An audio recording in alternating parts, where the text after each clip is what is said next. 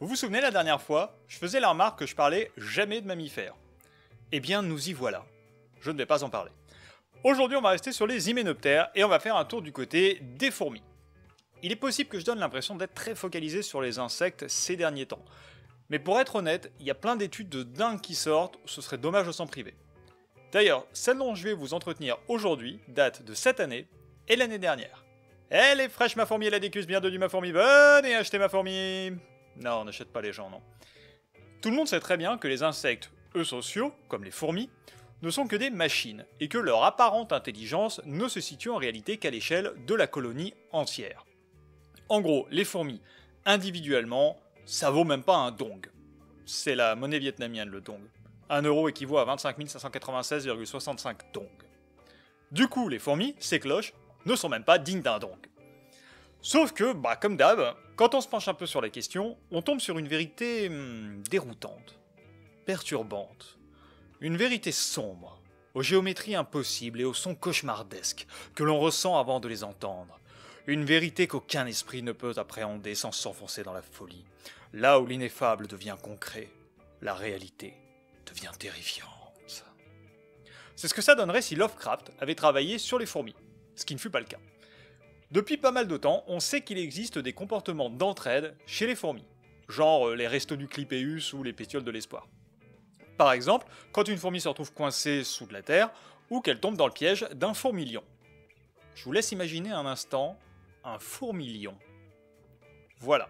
Alors ça ressemble pas du tout à ce que vous imaginez, mais restez sur cette idée, un peu d'Harry Potter dans un monde de brutes. Donc quand une fourmi est en péril, ses consoeurs viennent l'aider, et combattent même l'ennemi pour sauver leurs congénères. Portée disparue 3. Chuck Fourmi fait face à Little Fourmilion et lui dit « Je mets les pieds où je veux, Little Fourmilion. » Et c'est souvent dans la gueule. Bon, reprenons. Les deux études dont nous allons parler portent sur Megaponera analis. Non, ce ne sont pas des poneys géants avec des anus en forme de lys. Je vous laisse encore une seconde pour vous faire une image mentale. Je suis généreux en magie aujourd'hui. Donc les Megaponera analis sont en réalité des fourmis termitophages. Les éclaireuses se baladent dans les environs de la fourmilière jusqu'à trouver une termitière. Là, branle-bas de combat. L'éclaireuse rentre à la maison, monte une armée de 200 à 500 Amazones, ce qui représente une bonne partie de la fourmilière, et les dirige jusqu'à la cible qui peut se trouver à plus de 50 mètres de là. Quand vous êtes une fourmi, 50 mètres, c'est un sacré voyage. C'est un peu le voyage d'Ulysse, sauf qu'elles ont emmerdé aucun dieu, donc elles y vont en ligne droite, contrairement au roi d'Ithaque, père de Télémaque et de Nono le petit robot, qui lui a dû faire 2-3 détours avant de rentrer à la maison et de massacrer plein de mecs qui n'avaient rien demandé. Qui dit fourmi, dit division du travail. Une fois arrivées chez les termites, les plus grosses fourmis vont détruire la carapace de protection de la termitière, pendant que les petites fourmis vont s'infiltrer dans les failles pour attaquer et extraire les termites. En gros, les fourmis ont inventé le blitzkrieg. Une fois la zone conquise, les plus grosses fourmis ramassent les corps des termites et ramènent le tout à la fourmilière. Mais soyons clairs, les termites ne restent pas passifs à se faire croquer la tête. Ils ont développé une caste de termites guerriers divisés en petits, minor, et gros, major. Ces derniers sont des espèces de tanks miniatures cuirassés avec une tête et des mandibules titanesques, à tel point que chez la plupart des espèces, ils ne peuvent même pas se nourrir seuls et sont dépendants des ouvriers pour s'alimenter. D'ailleurs, les majors peuvent utiliser leur énorme tête caparaçonnée pour obstruer l'entrée des tunnels les plus étroits. You shall not pass! Imaginez une seconde Gandalf en train de bloquer le passage au Balrog avec sa grosse tête. Tout ça pour dire que côté termite, il y a du répondant. Les fourmis ne repartent pas indemnes. Souvent, on pense que les individus des colonies de fourmis n'ont pas une grande importance à cause du fort renouvellement de population. Mais c'est pas vrai pour toutes les espèces et carrément pas pour Megaponera analis, dont la mère ne produit que 13 petites par jour. Comme elles ne sont pas excessivement nombreuses, il est important de s'assurer que le maximum de guerrières survivent. C'est ainsi que plusieurs observations ont rapporté que, sur le chemin du retour, des fourmis en bonne santé récupèrent les blessés et les ramènent à la fourmilière. D'ailleurs, les fourmis blessées prennent une pause bien particulière qui rend leur transport plus facile. Certaines qui ont perdu 1 ou 2 pattes ont même été observées en train de faire du cinéma. Alors qu'elles se trouvaient le long de la colonne de retour au nid, elles avançaient à peine, elles trébuchaient en permanence et montraient un handicap très prononcé. Une fois la colonne partie, celles qui n'avaient alors reçu aucun secours se mirent à presser le pas pour entrer à la fourmilière de manière bien plus preste que ce que leur comportement précédent aurait pu laisser supposer. Certaines fourmis perdent des pattes, mais d'autres fourmis se retrouvent aussi avec des termites guerriers encore accrochés aux membres. Si personne ne secourt les fourmis blessées sur le trajet, leur taux de mortalité est extrêmement élevé, notamment à cause des attaques d'araignées, ou alors elles meurent simplement d'épuisement parce qu'il faut le traîner le termite accroché qui veut pas lâcher. Les blessés transportés à la fourmilière, quant à elles, survivent en quasi-totalité, et on retrouve 95% de ces miraculés dans les raids suivants. Les fourmis trop gravement blessées sont inspectées et abandonnées.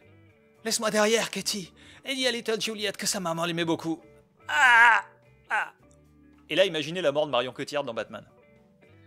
Les fourmis sans tête sont peu inspectées et pas ramenées non plus. Alors c'est gore, je vois pas l'intérêt de raconter ça, mais c'est dans l'étude. Imaginez le jour où une fourmi sans tête rentre quand même à la fourmilière. La panique dedans, quoi. Les termites accrochés sont retirés durant les 24 heures dans 90% des cas. Les sœurs coupent la tête du termite, tirent d'un côté pendant que la fourmi mordue tire en sens opposé. Et souvent elles arrivent à sauver la patte comme ça d'ailleurs. Ensuite la fourmi blessée redevient opérationnelle à quasiment 100% très rapidement. Après 24 heures, les fourmis handicapées peuvent reprendre une vitesse de marche presque équivalente à celle de leurs sœurs intactes. Un bon tiers des individus des colonies perdent un membre à un moment ou à un autre de leur vie. En fait, il faut imaginer une fourmilière Megaponera analis comme une espèce de gros bateau de pirates, avec des cicatrices décrochées et des jambes de bois un peu partout. Différents tests montrent que les blessés d'autres colonies ne sont pas secourus, et que seuls les blessés sauvables sont récupérés. De plus, ils ne le sont que sur le chemin du retour. Si on pose des blessés à l'aller près de la colonne, ils ne sont pas récupérés. Parfois, des fourmis en bonne santé sont transportées au nid. En fait, une fois la bataille terminée, les grosses fourmis bulldozers fouillent les décombres pour récupérer les dernières proies, et si elles tombent sur certaines de leurs consorts retardataires au passage, elles les embarquent pour gagner du temps. Les fourmis blessées appellent à l'aide grâce à des phéromones, diméthyldisulfide et diméthyltrisulfide, car on aime bien aussi donner des infos dont on se fout.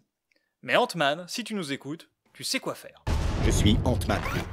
Je sais, oui. C'est pas moi qui ai eu l'idée. Bon, ok. Mais une fois à la maison, il se passe quoi? On monte un hôpital de campagne, on leur file des antibiotiques, tout ça? Genre, je vais vous faire croire ça? Les blessures ouvertes provoquent un risque accru d'infection, surtout chez les fourmis, qui vivent en grande proximité et qui ont une faible diversité génétique entre les membres du groupe. D'ailleurs, en plus de leur immunité individuelle, les fourmis font très attention aux infections et au parasitisme et ont développé ce qu'on appelle une immunité sociale. Ça va de comportements simples comme sortir les poubelles et les cadavres, souvent les uns dans les autres, et peu importe dans quel ordre, ou utiliser des substances antimicrobiennes pour construire le nid ou nettoyer régulièrement les parasites sur le corps de leurs sœurs. Mais l'une des défenses chimiques principales des fourmis provient de la glande métapleurale et de la glande à poison. Ces deux glandes produisent des substances antimicrobiennes qui, durant le nettoyage d'une fourmi par ses sœurs, sont enduites sur le procuticule qui constitue l'exosquelette de ces insectes, ce qui inhibe les infections. Les fourmis blessées sont touchées par les antennes de leurs sœurs 110% de plus que les fourmis saines durant la première heure après blessure. Durant cette heure, elles sont nettoyées et léchées par les autres fourmis. Le membre blessé est maintenu en hauteur par les mandibules et les pattes avant des soigneuses, de façon à faciliter l'accès à la blessure pour la lécher plus efficacement. Ces soins peuvent durer jusqu'à 4 minutes consécutives. Alors, comme je sens bien que vous vous posez la question, non, elles n'ont pas vraiment de langue, mais une espèce de structure analogue. C'est à ce moment-là du soin que les termites encore accrochés sont retirés. Ce qui ne marche pas à chaque fois. Une fourmi a été observée encore en train de se balader avec une tête de termite accrochée 2 semaines après l'incident. Les chercheurs ont voulu savoir si ces léchages, agrémentés des substances antimicrobiennes, avaient une influence sur la survie des blessés. Ils ont donc pris des fourmis blessées, soignées et non soignées, avant de les laisser sur un sol de terre non stérilisé. Le résultat est sans appel. 80% des fourmis non soignées sont mortes d'infection dans les 24 heures, alors que les fourmis traitées ont survécu à 90%. Dans un lieu stérile, cette fois-ci, les fourmis non soignées survivent à 80%. Ce qui veut dire que le traitement nettoie la plaie et la protège. Il est donc manifeste que non seulement les fourmis protègent les leurs, mais en plus les soignent pour leur permettre de survivre et de se requinquer plus vite. Ce sont des fourmis. Et bim! Fin de la chronique. Merci de bien vouloir laisser un bisou après le bip sonore.